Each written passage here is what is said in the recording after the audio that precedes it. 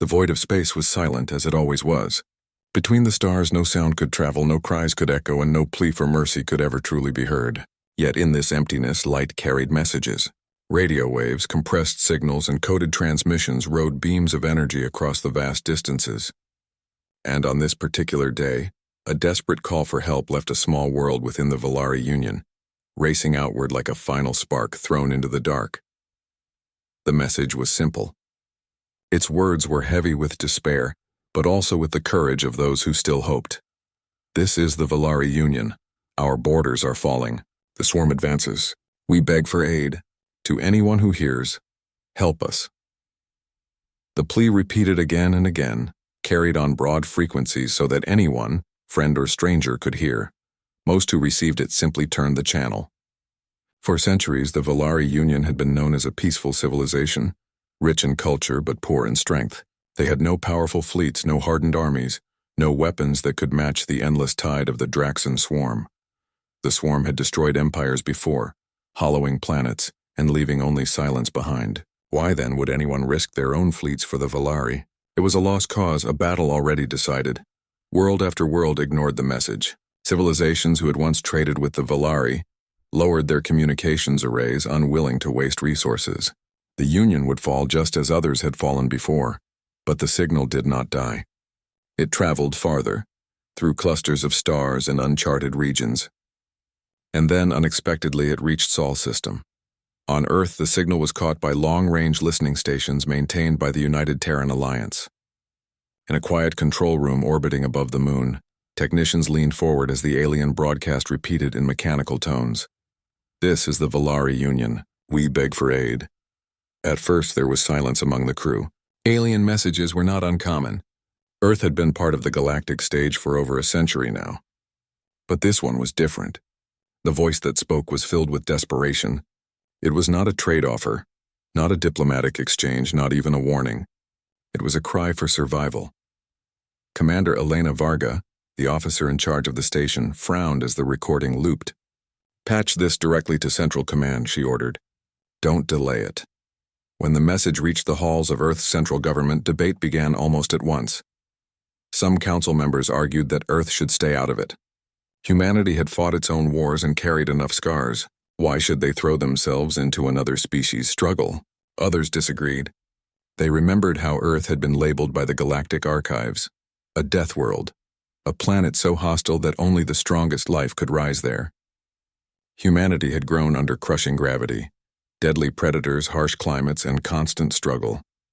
To the rest of the galaxy, humans were reckless, unpredictable, and dangerous. But to themselves, they were survivors, and survivors did not ignore a cry for help. The Council's vote was nearly even, but in the end, the decision was made. Earth would answer. Far above Earth, in the great orbital docks that stretched like silver webs against the stars, ships stirred. They were not delicate vessels of graceful curves like those of many alien fleets. They were brutal machines of war, built for survival and efficiency. Hulls were plated with thick armor. Engines were overpowered to force ships through maneuvers no sane pilot would attempt. Weapons covered every surface, from missile racks to railguns that could tear through an asteroid. These were the Deathworlder ships, and soon, they would carry their crews across the stars to answer the Valari's call. Meanwhile, on the Valari capital world of Thalanar, the leaders of the Union sat in weary silence as the SOS repeated from their command center. Chancellor Elira of the Valari leaned against the edge of the round table, her voice soft. "No one will come," she whispered. "We have sent the signal for weeks. No fleet has answered. The swarm devours colony after colony. Soon it will be here."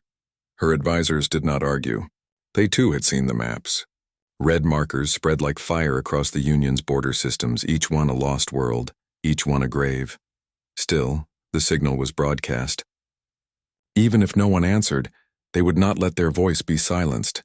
And then, one of the young officers monitoring the communication array froze, her eyes widening.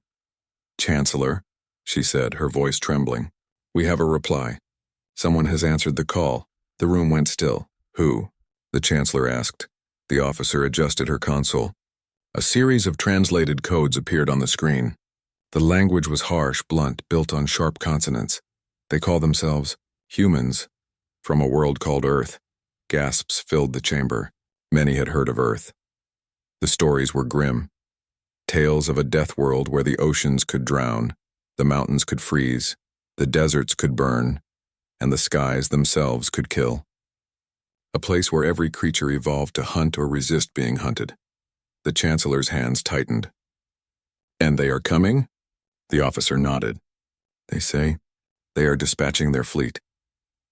Days later, the Valari skies darkened, not from the swarm but from the arrival of ships. At first, the Union citizens expected a small convoy. Perhaps one or two escorts, maybe a medical vessel, at most a symbolic act of aid.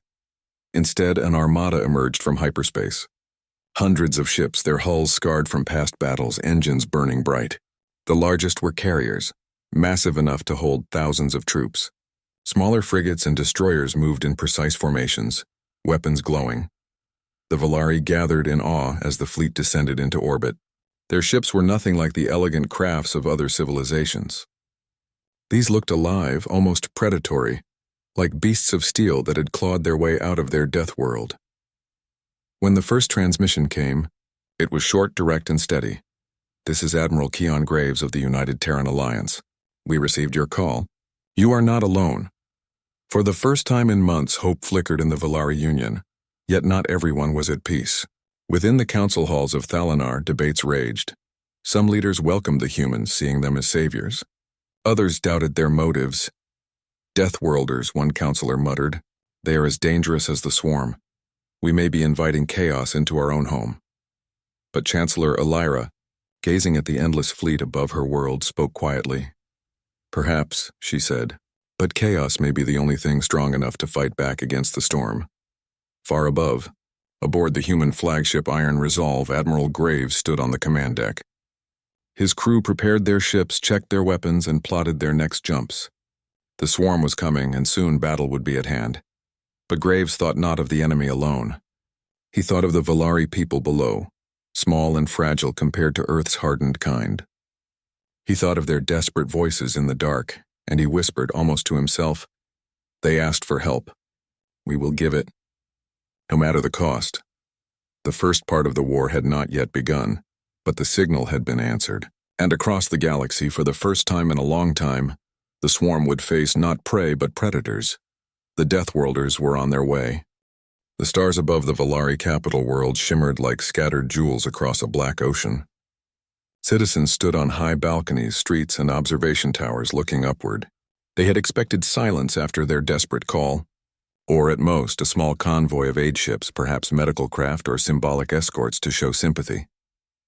But what they saw filling their skies was beyond imagination. Dozens upon dozens of human ships moved in precise formations. Some were so large that they looked like floating cities, while others darted like predatory fish around them. Their hulls were not smooth or decorative, but plated with thick armor, dark as iron, scarred by countless battles. Light from nearby suns reflected off weapon mounts, railgun barrels, and missile pods. The Valari were not a warlike people.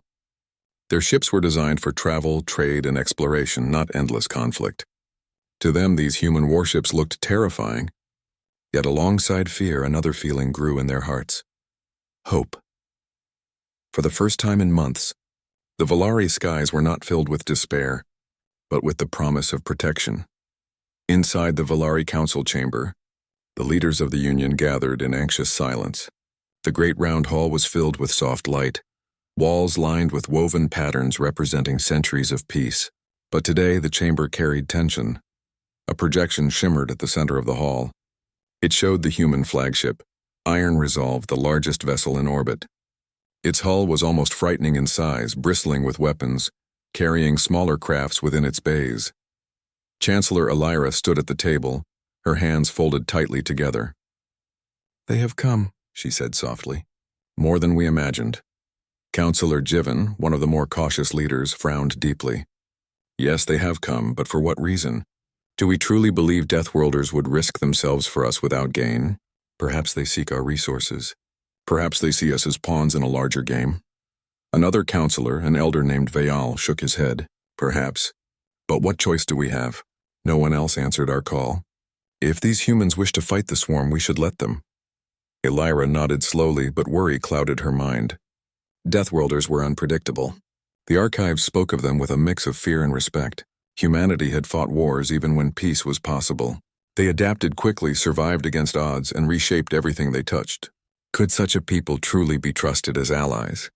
The debate ended when the chamber's lights shifted. A voice spoke through the hall. "This is Admiral Keon Graves of the United Terran Alliance. Request permission to open communications." The chamber fell silent. The holographic screen brightened, and there stood the human admiral. He was broad-shouldered, with short dark hair and a gaze sharp as steel. His uniform was plain, practical, decorated only with a single silver emblem.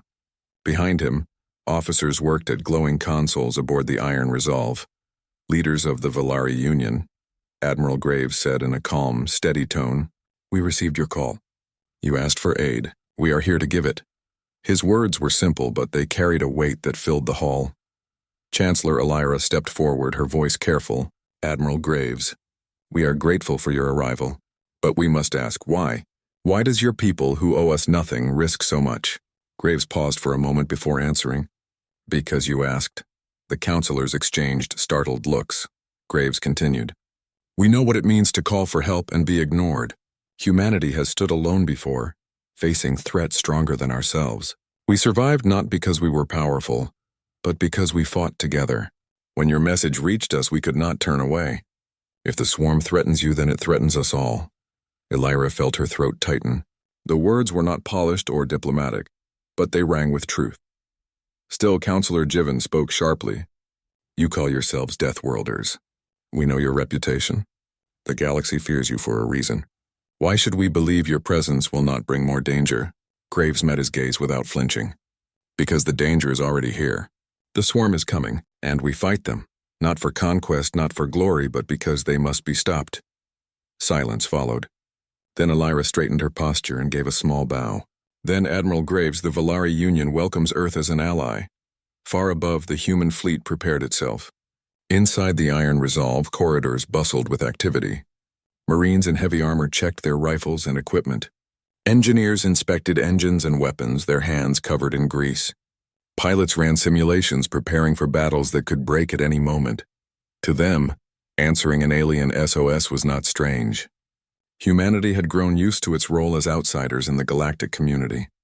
Few trusted them, few were allied with them. Yet whenever conflict spread, it was often humans who dared to step forward. Admiral Graves walked the command deck, speaking with his officers. "Status? Fleet readiness at 87%, said Commander Rourke, his second in command. "Repairs from our last engagement are holding. Weapons are online. Fighter squadrons are prepped." "Good," Graves said. "The swarm will not wait long. They've smelled weakness for months. Now they'll test us." Down on the Valari capital, the people were both curious and fearful. News spread quickly. Humans had arrived in great numbers. Some Valari citizens gathered in open squares, watching the sky where tiny specks of light. Human ships moved in formation. Children pointed and asked questions their parents could not answer. Were the humans protectors or another kind of danger? To calm the people, Chancellor Elira agreed to a cultural exchange. She invited a small group of human officers to visit Thalinar's central plaza, to show they were allies, not invaders. When the first shuttle descended, a crowd gathered. The vessel was blunt and practical, built for function rather than beauty. Its engines hissed as it touched down, and its ramp lowered slowly. A squad of human soldiers emerged first, their armor heavy and intimidating. They scanned the area carefully, moving with precision. Behind them walked two officers, one man and one woman, wearing lighter uniforms. The crowd gasped. The humans were taller and heavier than Valari, their movements sharp, their eyes alert. Yet when the female officer stepped forward, she smiled warmly and offered her hand in greeting. "I am Commander Alina Cross," she said. "We thank you for welcoming us." For a moment, silence hung in the plaza. Then a young Valari child, braver than the rest, stepped forward and touched her hand. The crowd erupted in relieved cheers. Hope spread, not because of weapons or warships, but because of a gesture that crossed species. That evening, in the council chambers, reports arrived from the border. Scouts had detected Draxan movement. Small clusters of swarm vessels were advancing, testing the defenses. Admiral Graves listened carefully. "They're probing," he said. "They want to know if you're weak. That ends now. Tomorrow we'll intercept." Counselor Jiven looked uneasy. "You would fight them so soon? Shouldn't we prepare longer?" Graves shook his head. "The swarm doesn't wait. If they smell hesitation, they will strike harder. We meet them first on ground of our choosing. Show them they've made a mistake." Chancellor Elira closed her eyes. She knew he was right. "Then tomorrow," she said softly, "our fate changes." Night fell on Thalanar, but sleep was hard to find. Valari citizens looked up at the stars where the human fleet waited, glowing faintly like watchful guardians. The swarm was near, closer than ever, but so were the Deathworlders. For the first time, the Valari wondered not only if they could survive, but if perhaps with these strange allies, they might even prevail. Above them, aboard the Iron Resolve, Admiral Graves stood alone by the observation window, staring into the void. He knew the battle ahead would be fierce. He knew many of his people might not return, but he also knew one truth that burned brighter than fear. They had been called, and Deathworlders always answered. The dawn over Thalanar was quiet, but above the skies tension pressed like a heavy weight. The Valari people went about their day nervously, eyes often turning upward to where the human fleet still hung like dark shadows. Word had spread across the Union. The swarm had been sighted near the border. The humans would meet them soon. In the capital's plazas and homes, conversations whispered of fear and wonder. "Do you think they can win?" asked one Valari citizen, clutching her child. "They are Deathworlders," another replied, trying to sound confident. "If anyone can, it will be them." But deep inside, most Valari still doubted. The swarm had crushed fleets larger than the humans. Entire civilizations had burned. How could even Deathworlders hope to succeed where so many had failed? Aboard the Iron Resolve, Admiral Keon Graves stood at the center of the command deck, his gaze locked on the tactical display. Around him, officers reported updates in calm but urgent voices. "Swarm ships confirmed," said Commander Rourke. 17 vessels, medium class, advancing on the Nira outpost. Graves's jaw tightened. The Nira outpost was one of the Valari's few forward colonies still standing. If it fell, the swarm would have a clear path deeper into Union space. He turned to his officers. "Deploy strike groups Beta and Delta. Frigates will form the vanguard. Carriers stay back until fighters are launched. We intercept before they reach the colony." "Yes, Admiral," Rourke answered. The orders rippled across the fleet. Engines roared to life, and human warships began their march through the stars. From the surface of Nira outpost, Valari colonists watched in awe as the sky lit with streaks of light, human ships breaking into combat formations. The colonists had expected their world to fall like so many others, but now hope flickered. Still, they were not soldiers. They did not understand how battles were fought. All they could do was wait and watch. In the void, the swarm appeared. 17 insect-like vessels tore through space, their hulls alive with shifting movement. The Draxan ships were not smooth or solid like human crafts. They looked alive, almost organic, with jagged wings and armored shells that pulsed with sickly green light.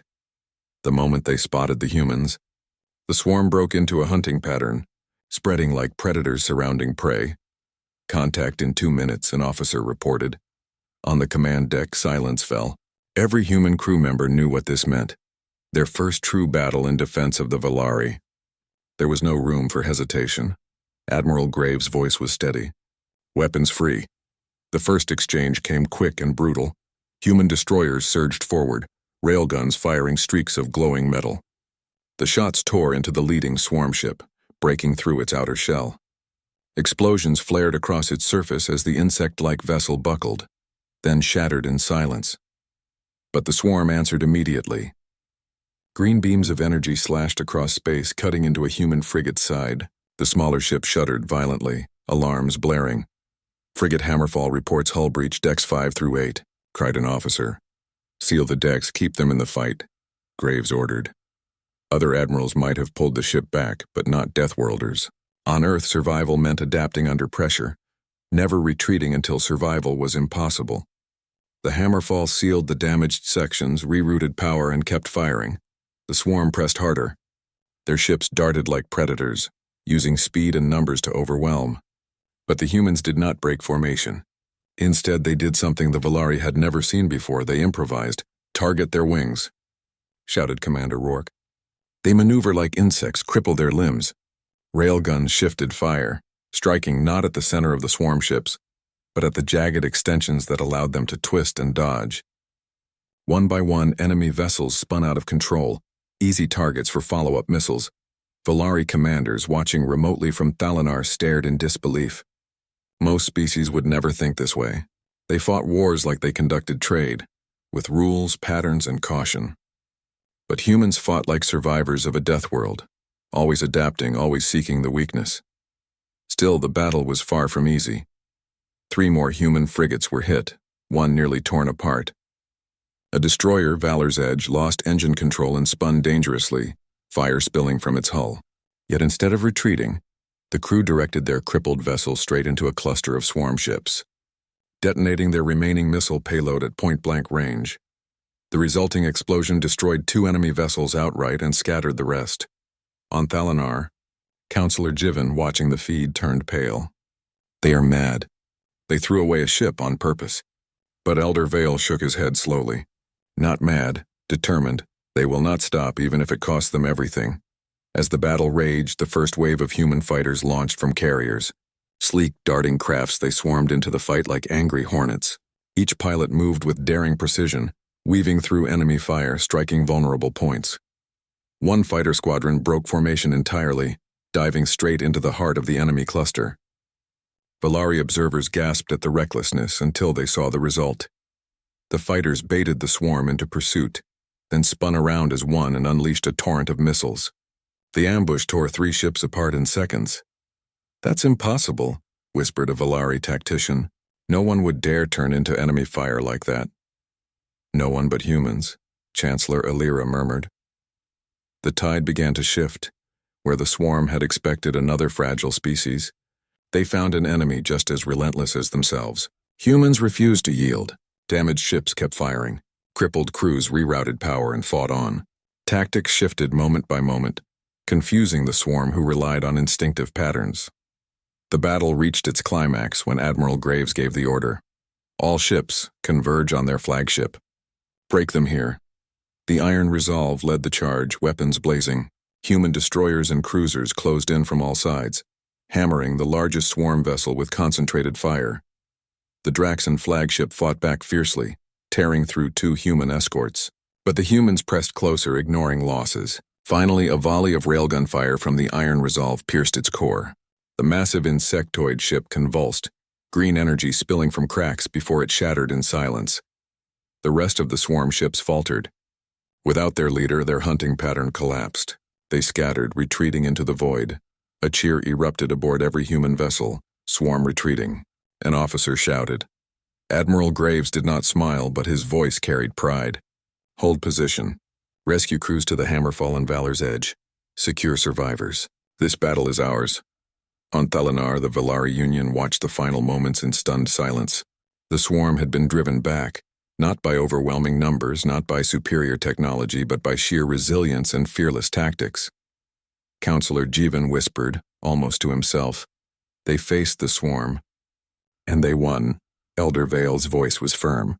"Not only won, they taught us something. Deathworlders fight not because they seek war, but because they refuse to surrender. That is why they survive." For the Valari colonists on Nira Outpost, the sight of human ships holding position above their world was unforgettable. They had expected death, but instead, salvation had arrived from a planet once feared by all. Children pointed at the sky, cheering the strange allies. In the capital, Chancellor Elira addressed her people. Her voice was calm but filled with strength. "Today we witnessed the first clash between humanity and the swarm. Today we saw Deathworlders fight not for conquest, but for us. Let the galaxy take note. Earth answered our call, and with them, we have hope." Above in orbit, aboard the Iron Resolve, Admiral Graves stood silently at the observation deck. His crew celebrated, but he remained thoughtful. This was only the beginning. The swarm had lost a battle, but not the war. They would return, stronger and in greater numbers. Still, he allowed himself one small thought of triumph. The galaxy would learn that when Deathworlders were called, they did not merely arrive. They fought until the stars themselves bore witness. The first clash was over. Humanity had drawn blood. and the war for the Valari Union had truly begun. The sky over the Valari capital world of Thalanar had cleared. The stars shone in the quiet night, and the human fleet held orbit, weapons ready, engines humming softly. Though the first battle with the Draxan swarm had ended in victory, the cost was visible everywhere. Small human ships had taken damage. Several crew members were wounded, yet no one retreated. No human ship had turned away from the fight. The Valari had watched in awe. They had always believed in diplomacy, in careful planning, and in patience. Their fleets were elegant and precise, but fragile. The humans were different. They were resilient, relentless, and fearless. And slowly, admiration began to replace fear. On Nira Outpost, the colonists were beginning the work of recovery. Buildings had been damaged during the swarm's brief assault. Small fires burned here and there, and energy shields flickered from overload. Human Marines moved through the streets in tight formation, coordinating repairs and protecting civilians. A Valari child peeked out from behind a wall. A human soldier noticed and knelt down, giving a gentle wave. "Stay close," he said. "We've got this." It was a small gesture, but it left a mark. For the Valari, who had never known allies like this, it was astonishing. They had called for help, and these strange, strong beings had arrived not just to fight, but to protect. In the Capital Council chambers, debate continued. Some leaders, like Councillor Jiven, still voiced concern. "They fight bravely," he admitted, "but are we certain they are trustworthy? They seem almost wild. Their methods are unpredictable." Chancellor Elira listened patiently. "They are wild, yes, but they are also disciplined in their courage. They adapt and survive where others would fail. That is why we must trust them, at least for now. Our survival depends on it." Other councillors nodded slowly. The victories had spoken louder than words. A day later, a convoy of human soldiers landed on Thalanar to meet the Valari leadership in person. Admiral Graves, Commander Alina Cross, and a group of officers stepped down from their transport. They were met by Chancellor Elira and several council members in the capital's central plaza. The Valari had cleared the area, and citizens watched silently, curious and cautious. The humans did not carry ceremonial weapons or decorations. They walked steadily, scanning the area, assessing possible threats even in a place of peace. Yet they carried a calm confidence that was impossible to ignore. Chancellor Elira spoke first. "We welcome you to Thalanar. Your fleet has saved our colonies, protected our people. We are grateful." Graves inclined his head. "We are here because you called. No one deserves to face the swarm alone. Our duty is simple: stand with you." Alina Cross stepped forward. "We are not here as rulers nor as conquerors. We are here as allies. But understand this: we do not fight lightly, and we do not leave anyone behind." For a moment, the Valari leaders were silent. They had never seen such honesty and directness. It was not arrogance, but certainty. Over the next several days, humans and Valari worked side by side. Human engineers assisted with damaged energy grids. Marines helped secure supply routes and train Valari guards in emergency tactics. Human medics treated the injured, sharing techniques the Valari had never imagined. The Valari began to see not only the strength of the humans, but also their loyalty.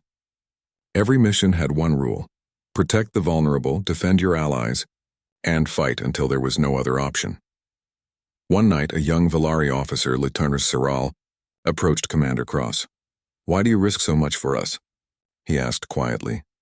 Cross looked out over the city where children slept safely behind barricades and shields. "Because," she said simply, "no one deserves to face monsters alone. We know what it means to fight for survival, and we do not leave anyone behind." Siral nodded, understanding more than words could express. Meanwhile, Admiral Graves oversaw preparations for the next encounter with the swarm. Intelligence indicated that the Draxan had not forgotten the defeat. Their forces were regrouping, learning from their mistakes.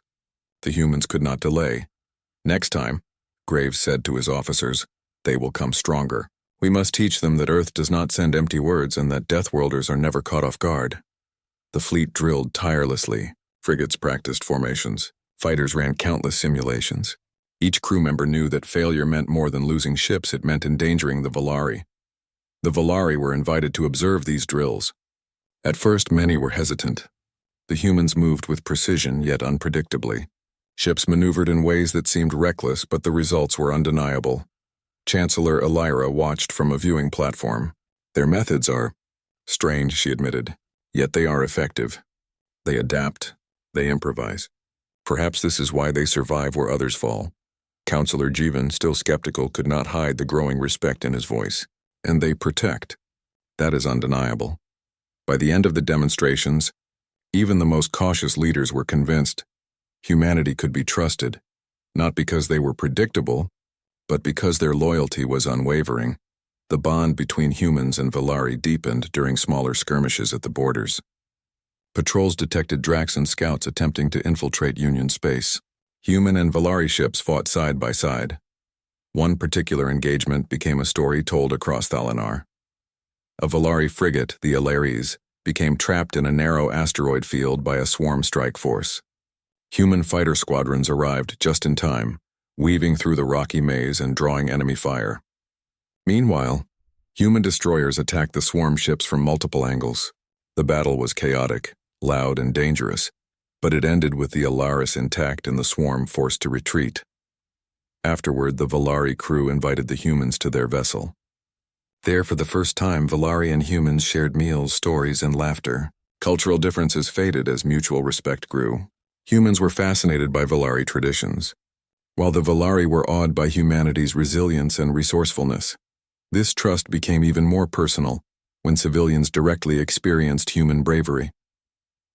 In a small village near the Nira outpost, a Draxan scouting pod landed unexpectedly. Panicked villagers ran for cover, but human marines arrived almost instantly. They coordinated evacuations, provided shields, and held back the enemy long enough for civilians to escape. One Valari mother, watching her children carried to safety, whispered to herself, "They are not just warriors, they are guardians." Even Counselor Jivan admitted it privately to Elira. "I underestimated them. They are different than anything we imagined." As days turned into weeks, the humans became a symbol of hope. The Valari Union, once crippled by fear and despair, began to rebuild its confidence. Citizens looked to the sky and saw not a fleet of strangers, but a promise that no matter how dangerous the swarm seemed, they were no longer alone. For the first time, the Union considered not just survival but strategy. With the humans as allies, they could plan offensive actions, reclaim lost territories, and protect the frontier worlds with renewed vigor. But despite the victories and growing trust, humans remained vigilant. Graves gathered his officers on the iron resolve. "We've earned their trust," he said. "But the swarm will test it again. Every time we fight, we teach the galaxy what Deathworlders are capable of. We do not fight for glory. We fight for survival, and we fight for those who cannot fight themselves." Cross nodded. "The Valari see our strength now, and they see our loyalty. That combination will keep them alive and give them hope." Graves allowed himself a small smile. "Then we prepare. They will come again, and when they do, we'll be ready." Back on Thalanar, Chancellor Elira addressed her people in a broadcast. "Today we do more than survive," she said. "Today, we learn from allies who stand beside us without hesitation. Humanity has shown us courage, loyalty, and strength. Let all of Union space know. When we call for help, there are those who answer. There are those who fight, not for themselves, but for us." Across the cities and colonies, citizens cheered. Children waved small flags depicting human and Valari symbols together. The future, once uncertain, now gleamed with possibility. The swarm would return. They always did. But the Valari had learned something invaluable. Survival was not just about weapons or numbers. It was about loyalty, bravery, and the unbreakable will of Deathworlders. Above the planet, the Iron Resolve hovered silently. Its crew repaired damage from the skirmishes, trained new pilots, and reviewed battle data. The Valari were learning, adapting, and growing stronger. The humans had not only fought for them, they had taught them to fight alongside them. Admiral Graves gazed at the glowing cities below. He knew the war was far from over, but he also knew something else.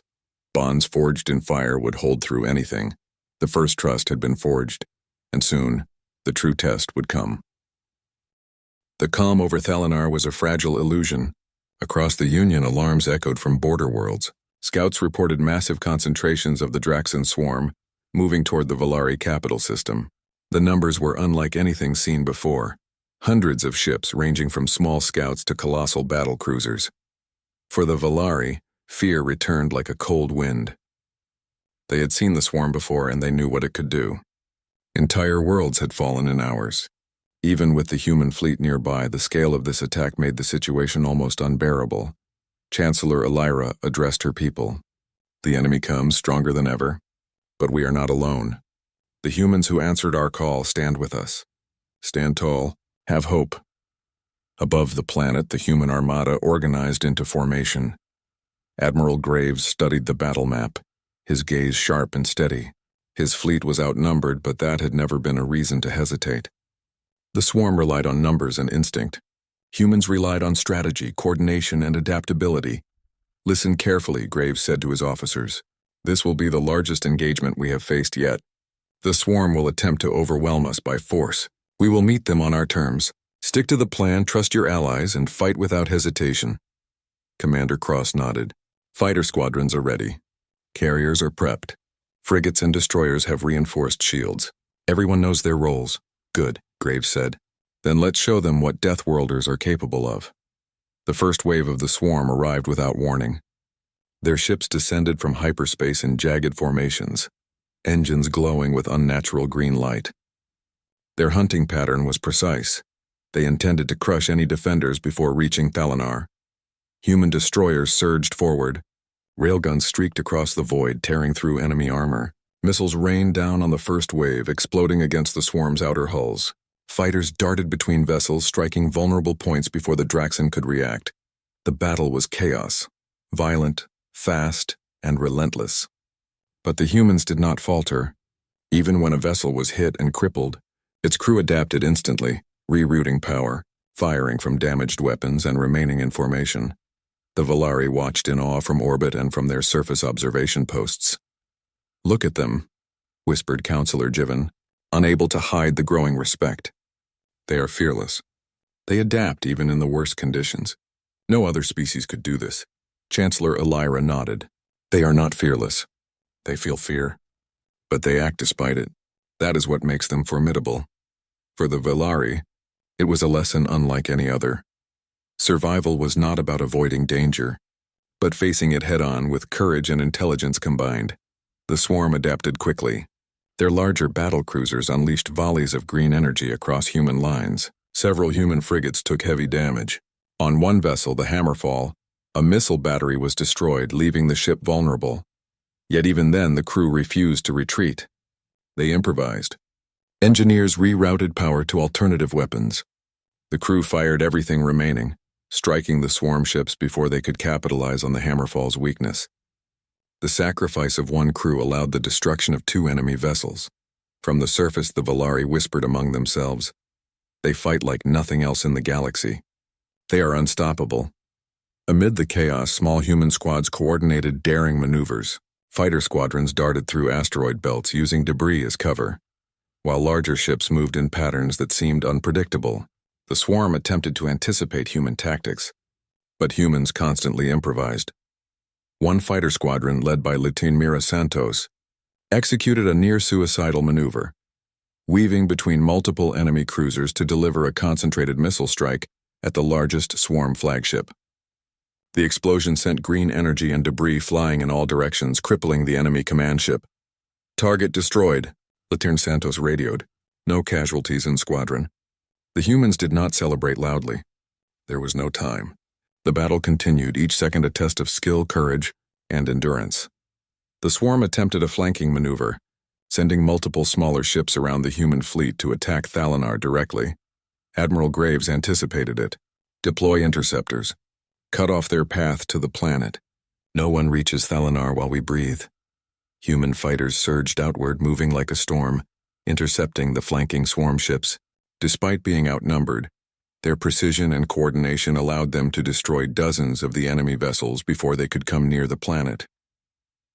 From Thalanar's surface, Valari children waved small flags, shouting encouragement as they watched the humans protect their world. The image would be remembered forever. Brave pilots risking everything for lives that were not their own. As the battle reached its peak, Admiral Graves ordered the most daring maneuver yet, a concentrated strike at the heart of the swarm fleet. "Destroy their command nodes," he said. "We hit the core, we break their formation. Every ship focuses fire on the largest targets. Stick to your sectors. Adapt. Survive." The human fleet executed flawlessly. Destroyers unleashed volleys at the central battlecruisers. Fighters darted between vessels, striking weak points, while the Iron Resolve itself led a frontal assault, hammering the largest swarm ships. The Draxon command flagship struggled to maintain control. Its vessels became disorganized, attacking without coordination. One by one, the swarm ships fell. On Thalanar, the Valari watched in stunned silence as the tide of battle turned. Ships that had seemed unstoppable moments before now faltered and broke apart. The humans, exhausted but relentless, pressed every advantage. Chancellor Illyra whispered to her advisors, "They have not only defended us, they have shattered them. They have done what we believed impossible." Counselor Jivan, now silent in awe, nodded. "The galaxy will remember this. The Valari will remember this. Humanity is extraordinary." The final moments were decisive.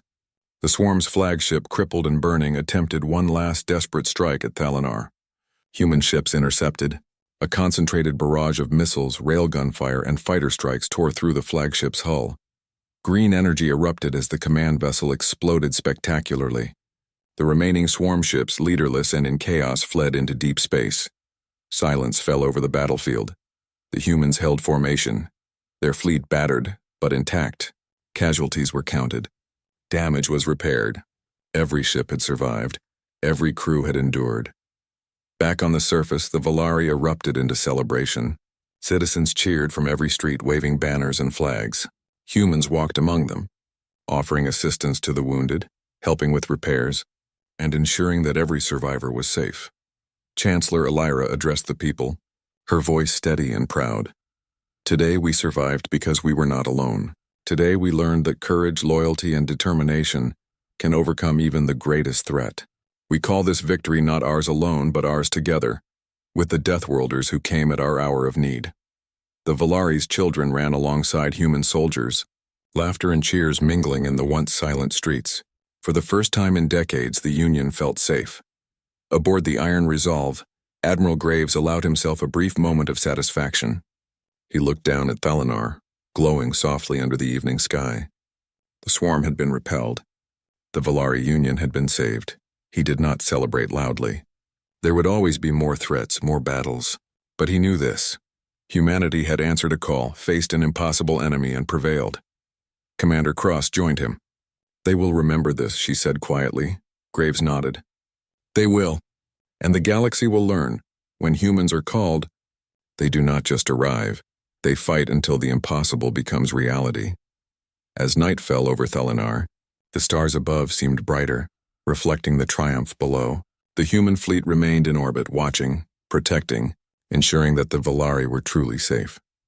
The swarm had been driven back not through overwhelming force, but through courage, strategy, and unyielding determination. Humanity had proven once again that they were resilient beyond measure, unpredictable and unstoppable when they fought for others. Chancellor Illyra, standing on a balcony above the central plaza, whispered to herself, "When we called for help, they came. And because of them, we live. Because of them, we hope. The Valari Union would rebuild. Their people would thrive.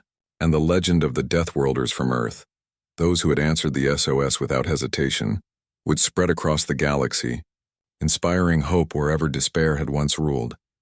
Humanity had arrived, and the galaxy had seen what it truly meant to be a Deathworlder. And the story of that day, the day the Valari were saved, would never be forgotten.